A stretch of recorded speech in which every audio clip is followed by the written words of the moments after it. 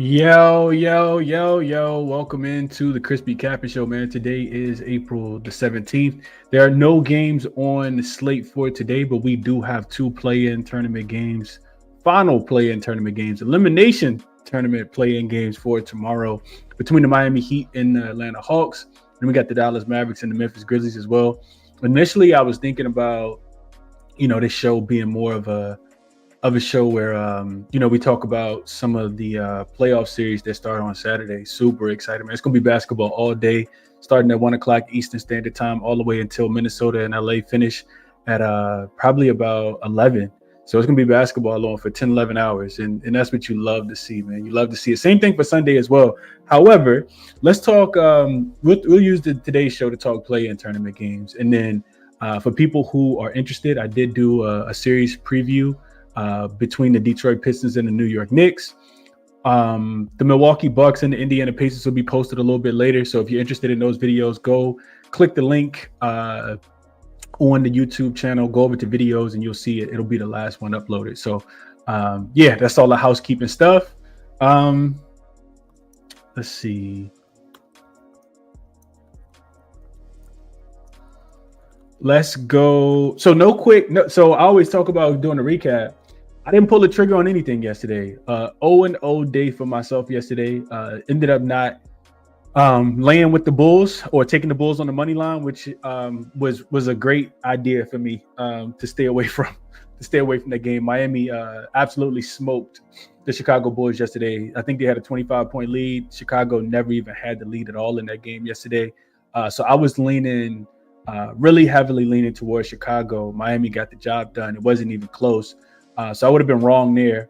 And I would have played over as well. And the game finished under because Chicago struggled to score the basketball. We'll talk a little bit more about that when we talk about Miami and Atlanta.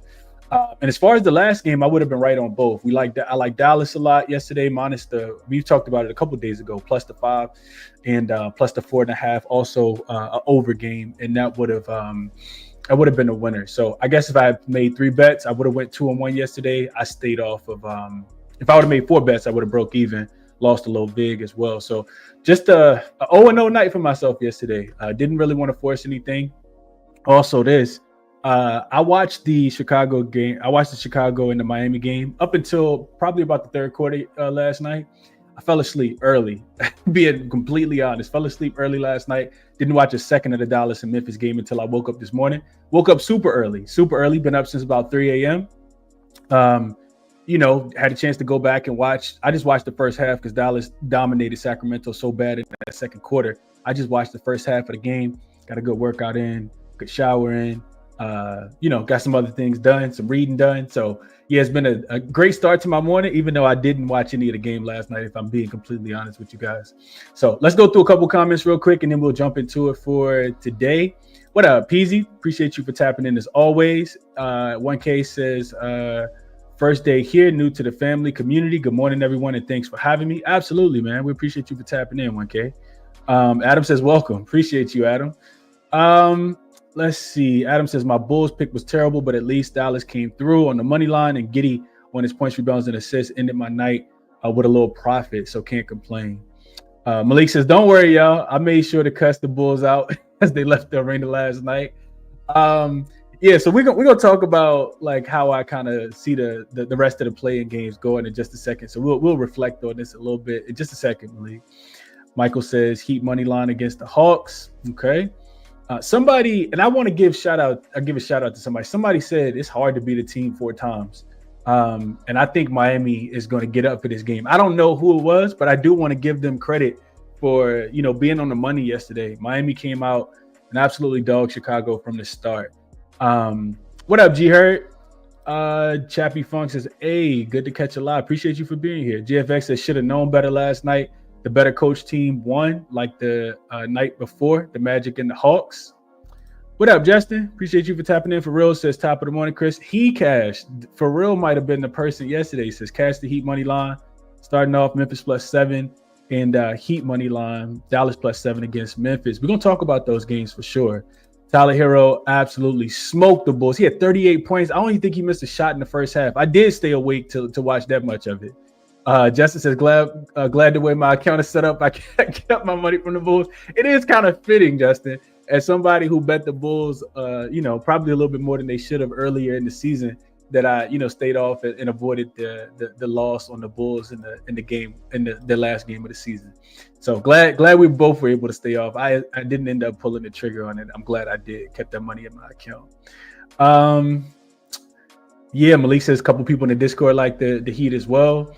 What up? I love us. Appreciate you for tapping in. I thought it was you, for real. Shout out to you, man. Shout out to you. You got it right yesterday.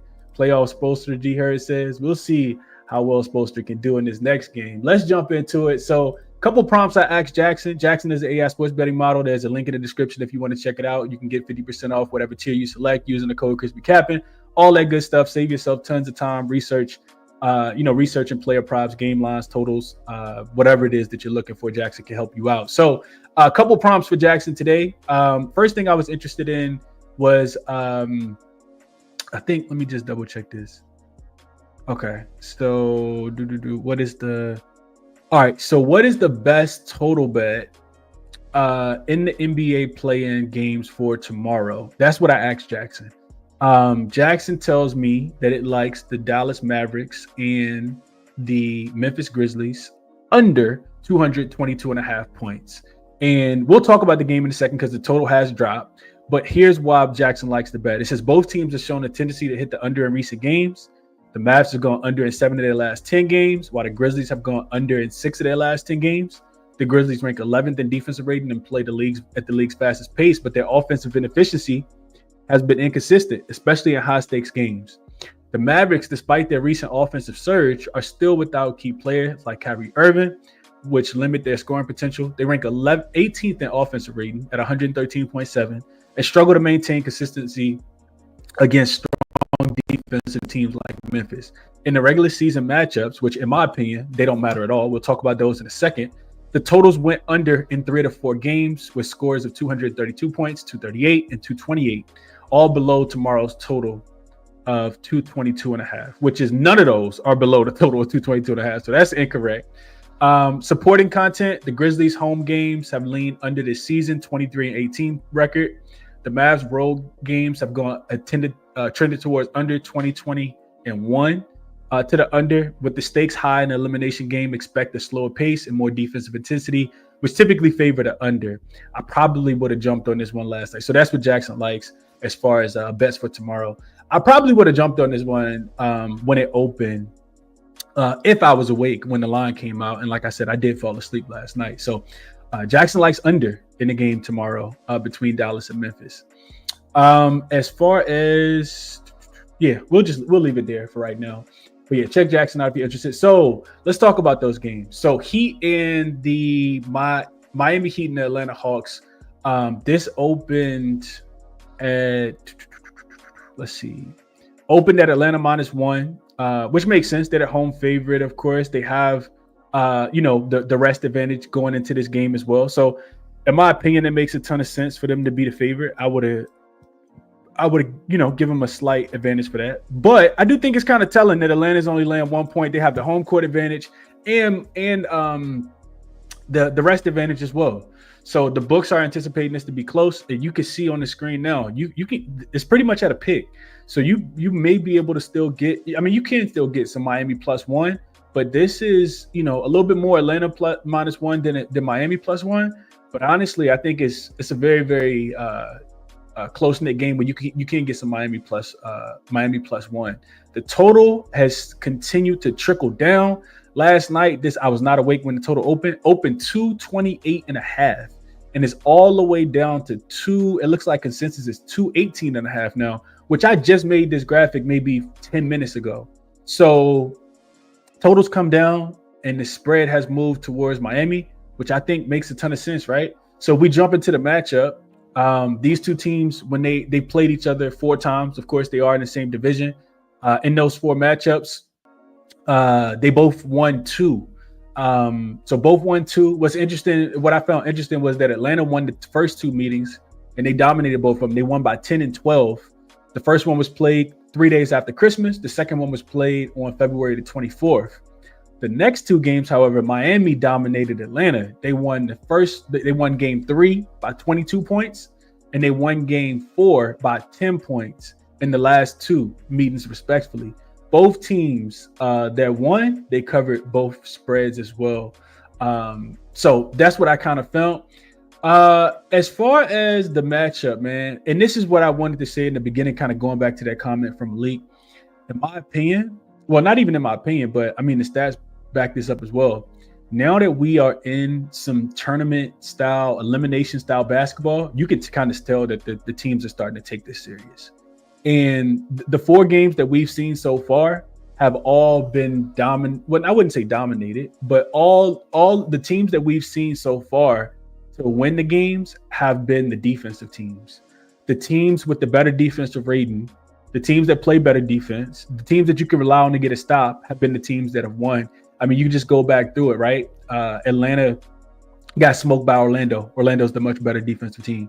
Golden State beat Memphis. Golden State's actually the number 1 defensive rated team since the All-Star break. Miami smoked the Bulls last night. By far the better defensive team. We talked about that yesterday. Miami 9th in defensive rating on the full season, 9th in defensive rating post All-Star break. And then we just saw also the Dallas Mavericks, far better defensive team than Sacramento, especially with Anthony Davis and Daniel Gafford, being a part of the lineup. I mean, Derek Lively being a part of the lineup, PJ Washington, Najee Marshall. They got some dogs on that team. So my point is, if you like defense, I think you do take Miami here. I know, like I said, they're at a rest disadvantage. They're going on the road. Atlanta is a much better offensive team. Well, I wouldn't say much better, but Atlanta is a better offensive team, in my opinion, than Chicago. But I kind of feel like Miami should be the favorite in this game, and getting them at +1, even though they are, like I said, have a couple disadvantages.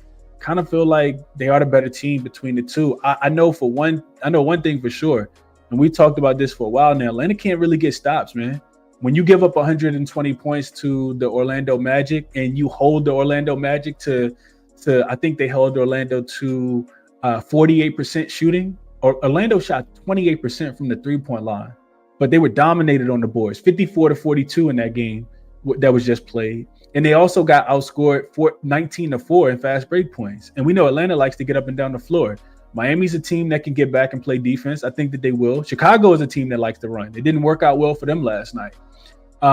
So yeah, I think just kind of going back through that game log between Atlanta and Orlando the other day. Atlanta only shooting 38% from the field, 19% from the 3-point line. They struggled to score the basketball. I think 95 points probably was their season low, or at least one of their season lows. And outside of Trae Young, nobody else really scored the basketball. Nobody really showed up in that game. I guess you could say Gorgeous Niang pitching in with 15 points off the bench was, honorable. But yeah, Atlanta, really, really struggled to score the basketball in that matchup. We cashed on Riche to go under, but I want to say Okongwu went under as well. And I just kind of feel like Miami's the better team. And Miami's also in a groove, right? They won 6 of their last 9 games that have mattered. They've covered 7 of their last 9 games that have mattered as well. And I was just kind of impressed with what they was able to do to Chicago last night. Held Chicago to 40% shooting, 27% shooting from the 3-point line for Chicago last night. They were also a +7 on the boards. They doubled Chicago in assists, 30-15. Chicago also couldn't protect the paint at all. Dominated in the paint. Miami won the paint battle 56-40 last night. And it's some very similar matchups in my opinion. Miami's playing against another fast-paced team, another team that likes to get out and run. I think if Miami's playing defense like that, I know Atlanta has Dyson Daniels that they can throw at Trae Young. I'm sorry, Dyson Daniels that they can throw at Tyler Hero to slow him down a little bit because Chicago plays no defense. But I also kind of feel like Davion Mitchell, I know he wasn't a part because he got traded from Toronto, of course. I also feel like Davion Mitchell being out there can absolutely slow down Trae Young. And I would be afraid if I liked Atlanta in this spot. If Trae Young gets disrupted in this game, like Davion Mitchell was able to do to Kobe White yesterday. Davion Mitchell played 33 minutes off the bench. Kobe White finished the game 5 for 20 from the field. Shot just 3 for 12 from the 3-point line. I think Miami can win this game, man. So I say all that to say I haven't bet it yet, but it's a really, really strong lean towards Miami. I would even look towards their point prop to go up and over as well. I know that this number's coming down, And I know that they kind of landed right on the hook yesterday at 109. They had a terrible second half as far as scoring, but their defense showed up and, kind of propelled them to a win. So only 39 points scored in the second half, 21 points scored in the fourth quarter, 17 in the third. But I do think that they can. I think they'll be able to limit Atlanta's offense as well. I just like betting on that. I think riding with the better defensive team, even though they're at the rest disadvantage, is probably going to be profitable in this spot. So that's my thought process. Hopefully that breakdown was helpful. I woke up this morning and immediately jumped right onto this game. But yeah, I think if you throw Davion Mitchell on Trae Young, he's going to disrupt Trae Young a little bit. And I'm not too confident in the other players for the Atlanta Hawks, in my opinion. So that's my thought process and why I would be playing Atlanta if I'm playing this game. I have not bet it yet, though. Let's see what you guys are thinking about this one, and we'll get into the next. What's up, Nayeli? She says morning cash last night on both plus money. Celtics and Lakers going to the finals, putting my futures in. Okay. Nayeli went with the hot takes. I like it. Good morning, Tasha. Adam says if the Mavs win versus Memphis, who do they play next? They play OKC. Man. Michael says it would be the Thunder of Mavs or Grizzlies. Yeah, that's correct. Niley says if y'all noticed, the two teams that won are the two teams that had the most talked about trades. Jimmy leaving the Heat and Luka leaving the Mavs. Okay, interesting perspective. Yeah, I wish I had got an under 228 ticket as well, Adam. I don't like playing Atlanta team. I understand, right?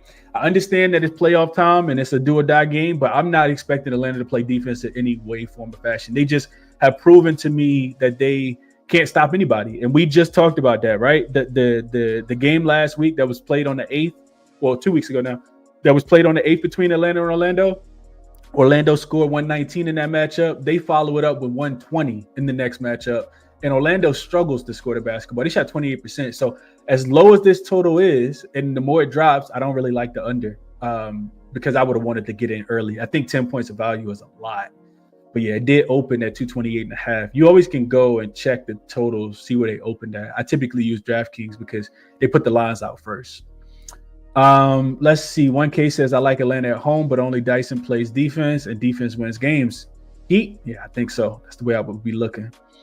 Adam says, I'm not sure how you don't take the Heat after that dominant win. So you got to look at matchups, right? It's all about styles make fights, right? So just because the team won don't mean that they're going to win the next game. You got to take that into consideration. But Miami has had some recent success and some success against Chicago in general. I think they've won 6 of the last 10 games overall. This is a completely different Heat team than the team that Atlanta beat in the first 2 games. They had a Jimmy Butler. They didn't have a Davion Mitchell on the team. So yeah, I would agree there. Brian says, is Atlanta going to be healthy? Everybody playing? As far as I know, yes, Brian. As far as I know, yes. What up, Helm? Says Heat will kill the Hawks. Kind of agree, man. Landon says, based on the lines, the Heat seem like the play. Line would be maybe 2.5, 3 in a regular season game. So real quick to this comment from Landon, let's just see what these lines have been so far. Equals Hawks. So they played 4 times. The first game was 3 days after Christmas. The Heat were in Atlanta. They were laying a point. They lost the game and didn't cover. I remember this game. It was on a Saturday. I remember this game.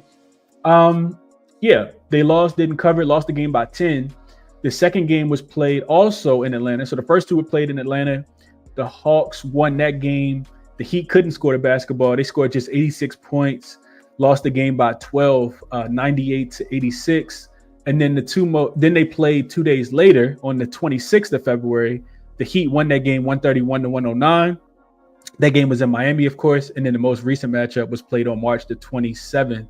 And that game was won in Miami as well, 122-112. And the spreads have been very, very slim, Landon. The Heat were laying 1 point on the road in game 1. They were a 2.5 point dog in the next game. They were laying 3 in the home game, the first home game, and then they were laying 1 in the most recent game. So, yeah, I mean, none of these spreads have been bigger than 3 points. You got a 3, a 2.5, and 2 1s in here. So, kind of makes sense in my opinion here, Landon. Natalie says, I'm taking the Hawks. Trae will go off and play up to competition in this one at home. Okay, I'm thinking the complete opposite. Brian says Miami first quarter, first half, probably full game, but I like them early. Miami has been much profitable. I think you mentioned this yesterday, Brian. And if you played Miami early, it made a ton of sense. Malik says, I think Wiggins made a big difference in their Bulls game, especially on defense. I think Miami can guard Hawks very similar to the Bulls. Give me Miami. I'm right there with you, Malik. I agree with that. Switch says, morning, everyone. I'm leaning towards Dyson under his points and assists. Okay. G. Harris says, surprised this line is 1.5 or 2 with the betting bandwagon about to hop on the Heat. That said, I like the Heat here. Yeah, I do too, man. I do too. And this line, I think, will move a little bit. Sharps come in early, right? Get their plays in. And they pushed this down to a pick on most books already. It may even close with Miami being a 1-point favorite, but we shall see. Solomon says Miami getting the dub. Real says I watched both games. Hawks not mentally there. Ice Tray is ice cold. Heat mentally locked in again. They understand the urgency in this game. Waiting on more line movement. Okay. Adam says I know a ton of money came in on Miami early. It definitely did. Davion Mitchell definitely got the clamps. JFX says, I think I'm going to blindly play the Heat. Coach Quinn is horrible for the Hawks, and Trey is probably going to be playing the last game for him this season. I think I gave out Quinn Snyder's record. I think it was 23-37 before they played against Orlando in the postseason. I really like it, man. Jason says he got Miami plus 1.5. Okay. Oh, he says it's popping up. I don't see that, but maybe it is. I'm looking at one eye screen. I could probably pivot to another and see where these lines are going. Let's see what we see. You can get a +2 right now if you like Miami on Hard Rock. Well, never mind, just disappeared. But yeah, it's a 1.5. I see 2 1.5s out there right now. ESPN Bet got one, and Hard Rock got the other. Everybody else got one right now in favor of Atlanta. Let's see. Hawks have no answer for white chocolate. Tyler Hero Leo says, what up, Lightbearer? Appreciate you for tapping in. Jalen Johnson's the X factor in Atlanta, and he is not playing. Get well soon, Jalen Johnson. I'm a big fan. All right, enough on that game. I think we did a pretty good job. It'd be Miami. Either their team total up and over, knowing that they can score the basketball versus Atlanta, or it would be taking Atlanta plus the point. You can get their team total right now. Looks like the best number available is on DraftKings at 109.5 minus 112. I think that they will have to score 112 points to beat the Atlanta Hawks tomorrow. So we'll see how that game goes. This was the most intriguing one to me, though. Dallas and Memphis, right? So 6.5 is the number. I checked it this morning when I woke up. It looks like it opened 6.5 as well. It went down to 6. So money came in on Dallas about right at midnight. Eastern Standard Time, and then it went back to 6.5, at least on DraftKings. This total, like we talked about, got steamed down as well. It opened 228.5 on DraftKings, and it's as low right now. I'm seeing some 220.5, so it's continuing to drop. This morning it was 222, as you can see when I made the graphics. It's still getting lower. So if you want it, I don't think it's going to go up. I think it probably continues to get back down. So really, really intriguing game here. I still got to match the two teams up on the floor. I have not done so, but I spent the morning kind of going through the head-to-head matchups, and I couldn't really find a lot. I don't think none of them really matter, honestly. I'll take you guys through it. So the head-to-head matchup, the Grizzlies did win 3-1, both straight up and against the spread this season. And the first game, I vividly remember the first game because I like Memphis a lot. They were on a crazy winning streak. I can't remember how many games it was, but both Luka and Kyrie played in that game. Memphis was winning the entire game. And they ended up winning that game or losing that game. I think they lost the game outright. I think this was the only time that the Dallas Mavericks won. Let me just double check it real quick. I forgot to write that part down, but let's see. I know they lost this game. I want to say they lost this game. Let's just double check it real quick.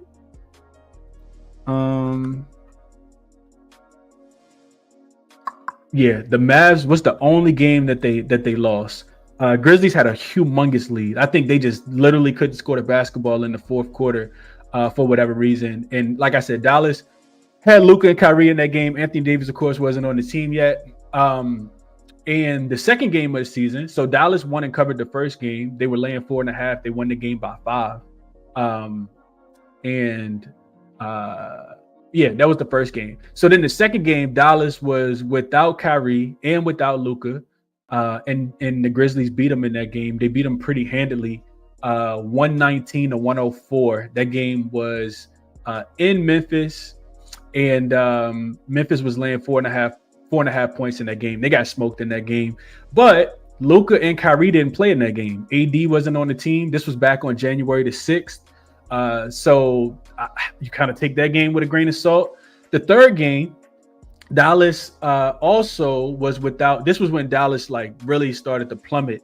They were without pretty much all their starters. Najee Marshall started, which he started last night, but they started Kessler Edwards in that game, Klay Thompson, Dante Exum, and Christie. So Luka, Kyrie, AD, none of those guys played in that game, and they lost. They were getting 11 points in that game. They lost by 11. They were getting 9.5 points in that game, and I do remember that one. That was an ESPN game. It was a Friday night ESPN game back on March the 7th. I do remember that one as well. And like I said, all of those are throwaway games in my opinion. Then you fast forward to the last game, which was played on Sunday, and that was a very, very meaningless game as well. Dallas did, smoke. They got smoked in that game. They lost 132-97. But AD didn't play in that game. Kai Jones played 26 minutes. Spencer Dinwiddie, who didn't touch the floor last night, I think he played 2 minutes last night, finished with 36 minutes in that game, and Memphis rested all of their starters as well. So I think you can overlook all of the data. I don't think none of that really matters at all. I think just watching the first half of the game last night. Like I said, I didn't watch the second half. I woke up and watched the second half of the Dallas and Sacramento game. I think Dallas is the right side here, man. I like I said, I got to match the teams up on the floor. I hadn't got a chance to get through that part. But I just think about a couple different things here. First thing is, if you go back and look at the box score from last night, this Dallas team is a much better defensive team. We've already talked about the defense. The better defensive team in every single matchup in the play-in has won the game, right? I know that Dallas has they're at a rest disadvantage because they will have to travel from Sacramento to Memphis. Memphis is already going to be at the crib after losing to Golden State a couple nights ago. But I'm going through it, and I'm looking at the box score last night. Sacramento's best, the thing that they do best is they score the basketball, right? They like to shoot a lot of mid-range shots. They like to get downhill with Sabonis. They're not a great three-point shooting team. Memphis is also not a great three-point shooting team either.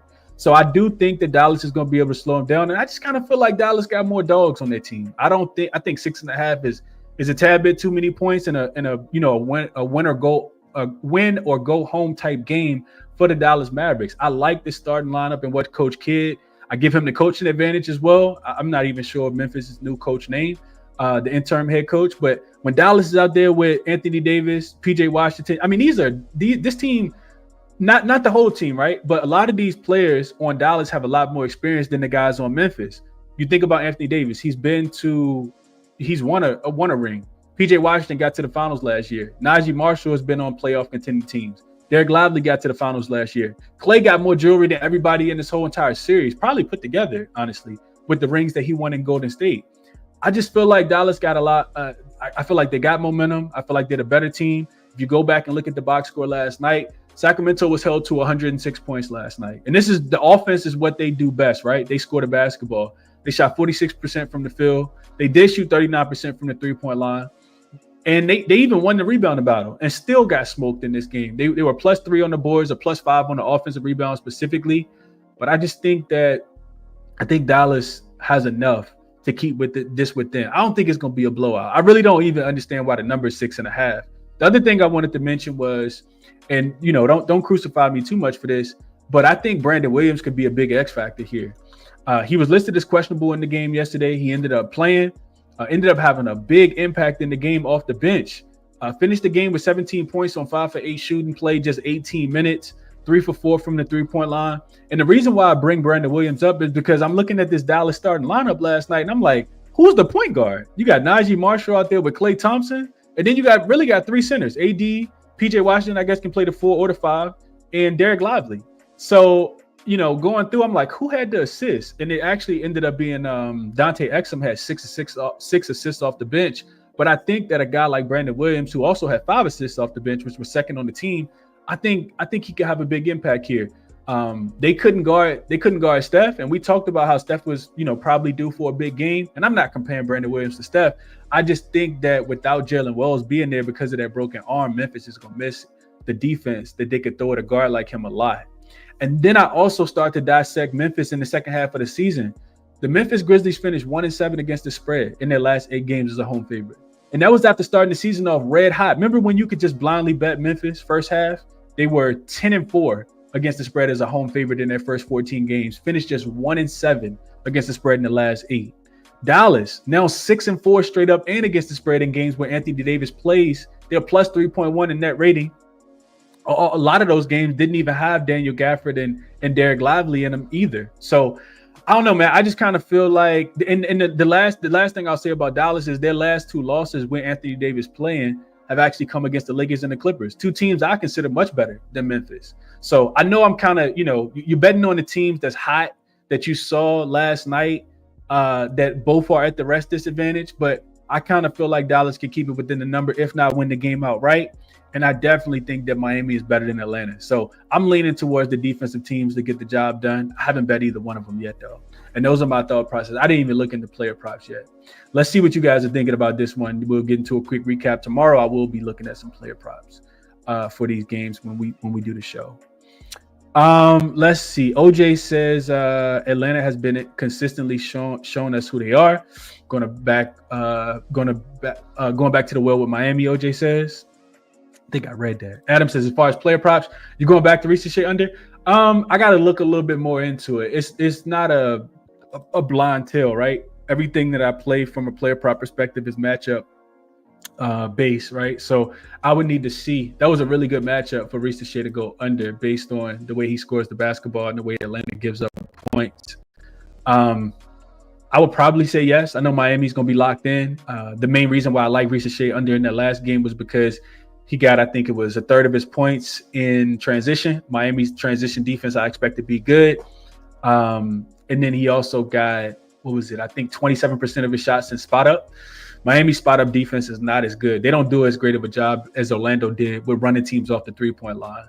If you watch Orlando play, they're not giving up transition buckets. Like they sprint back. I don't know what Jamal Mosley tells them in practice, but they're not giving up a lot of transition buckets ever. So that's the reason I liked it. I don't even know what the line is. I would have to go see what his line is. I think it looks like it's 10.5 is what I'm seeing right now.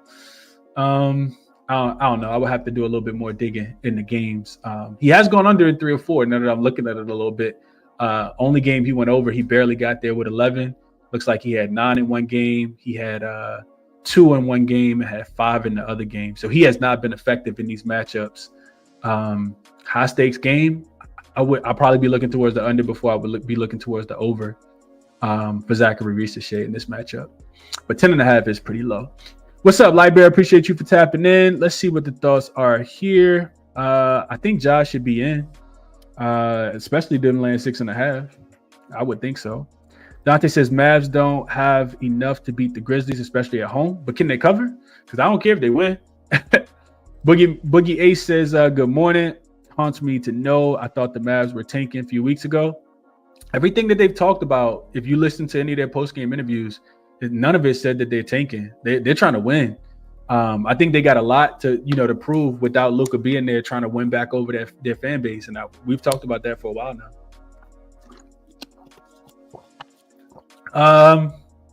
Let's see what else. What up, Corey? Appreciate you for checking in. I love it. Says sorry, Dallas got to show me.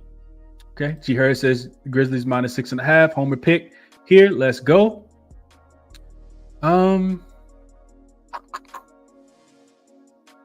Michael says love Dallas plus the 6.5. Adam says I'm liking Dallas. I'm liking the way Dallas is looking. I had a feeling about them and bet them to make the playoffs at plus money. Nayeli says the line in this game tells you everything I need to know. The Grizzlies win the game. Okay. Najee was listed as the point guard last night. I was confused too, but Jason Kidd probably wanted to run a big lineup. Also think he probably wanted to just have like really good defenders out there. That was a really good defensive team. I mean, the Kings, real quick, the Kings finished the season. Let me just pull it up real quick. The Kings finished the season as the 7th rated offense, 3rd in the last 5 games. At home, they finished 8th in offensive rating, and they were held to 106 points last night. It's one of the reasons why I like Memphis a lot in this game. Like I said, I got a little bit more digging to do. Malik says you like over in the game. Man, I don't know, Malik. I got a little bit more digging to do before I just talk. Before I say anything, honestly, I want to see what the pace was at the game in the game yesterday. Like I need to look up the pace numbers. When I watched it, the Dallas Mavericks were scoring. They were doing a really good job facilitating the basketball, even without a true point guard in there. PJ Washington, Najee Marshall running the offense, Anthony Davis running the offense a little bit. I don't really like Memphis to play a lot of defense. But I think Dallas is a little bit more of a defensive team. So if they're going to play slow, I can see it being a grind-out style game. I don't know if I'm really going to play the total, Malik, but I'll let you know. I got to do a little bit more work on it. Got to do a little bit more work on the total. Do a little bit more work on the side as well, though. And that is it. But the two things that we talked about, Miami, Atlanta. We talked a little bit about the over. I talked myself a little bit more into Atlanta, into Miami specifically. So Miami, I think you can get a